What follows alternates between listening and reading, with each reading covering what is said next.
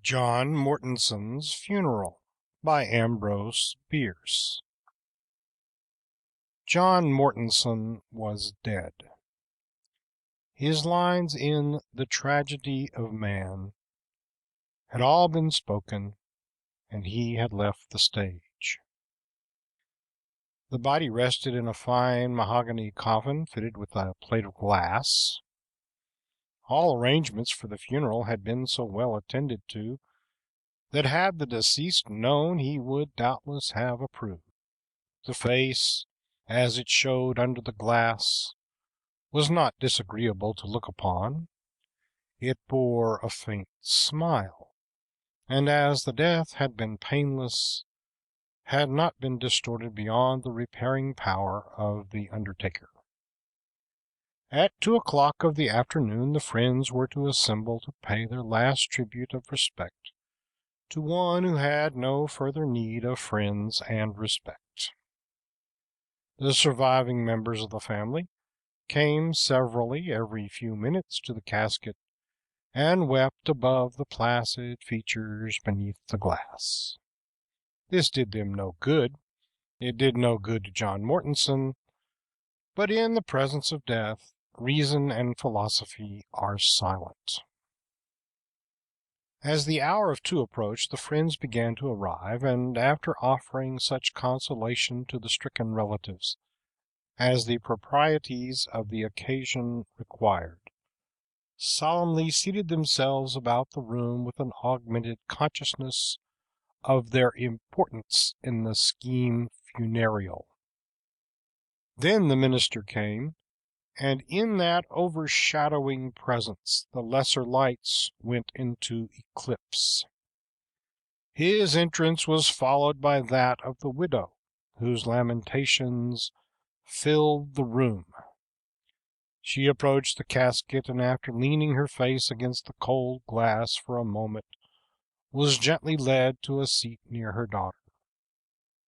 Mournfully and low the man of God began his eulogy of the dead, and his doleful voice, mingled with the sobbing which it was its purpose to stimulate and sustain, rose and fell, seemed to come and go like the sound of a sullen sea.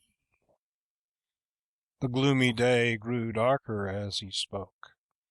A curtain of cloud underspread the sky, and a few drops of rain fell audibly. It seemed as if all nature were weeping for John Mortonson. When the minister had finished his eulogy with prayer, a hymn was sung, and the pallbearers took their places beside the bier.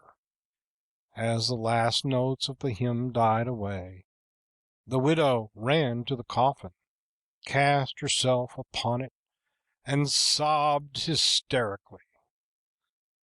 Gradually, however, she yielded to dissuasion, becoming more composed, and as the minister was in the act of leading her away, her eyes sought the face of the dead beneath the glass.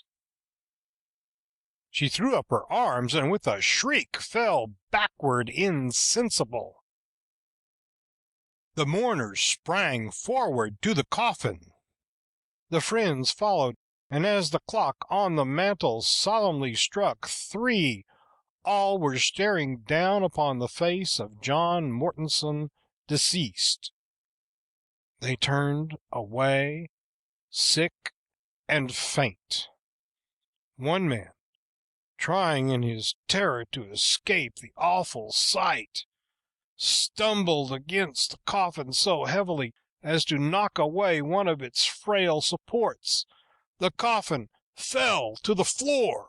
The glass was shattered to bits by the concussion. From the opening crawled John Mortonson's cat, which lazily leapt to the floor, sat up, tranquilly wiped its crimson muzzle with a forepaw, then walked with dignity from the room.